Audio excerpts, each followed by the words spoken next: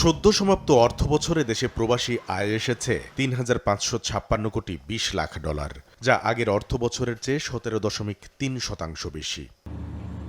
কোনো এক অর্থবছরে সর্বোচ্চ রেমিটেন্সের এই রেকর্ড গড়ার পথে প্রতি মাসেই $2 বিলিয়ন বেশি করে বৈদেশিক মুদ্রা দেশে পাঠিয়েছেন প্রবাসীরা। কেন্দ্রীয় ব্যাংকের তথ্য, প্রবাসী আয়ের এমন প্রবাহ এর আগে কোনো অর্থবছরেই দেখেনি বাংলাদেশ।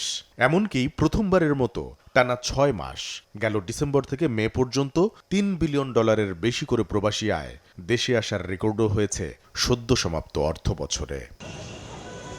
হুন্ডি কমছে, শ্রমিকদের দক্ষতা ও আয় বাড়ছে।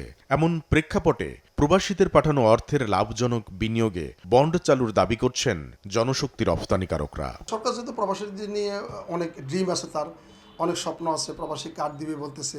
প্রবাসীদেরকে আপনার আসার পরে যে কর্ম করে আসছে সেই কর্ম যদি এখানে দেখাইতে পারে তাহলে সেই অনুসারে কর্মসংস্থানের ব্যবস্থা করবে এবং আপনার লোন দেবে।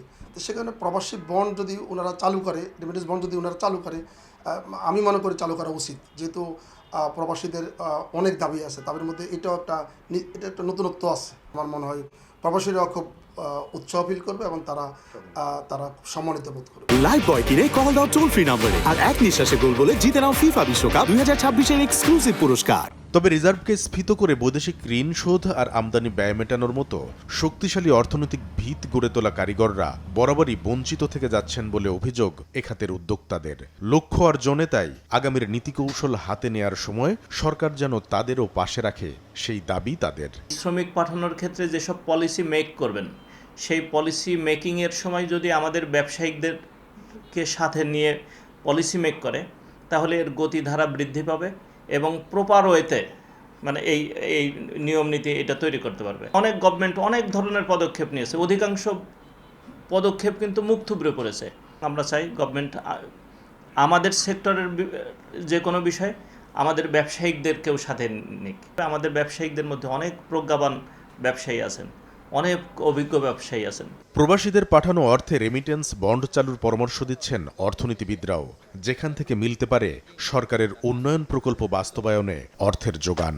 এখন বড় একটা ভালো সময়, এই সময় সরকারের একটা ইতিবাচক মনোভঙ্গি আছে। আমরা তাদের জন্য আলাদা করে বন্ড চালু করতে পারি না, এখন বাজার তো সুকুক বন্ড চালু হচ্ছে।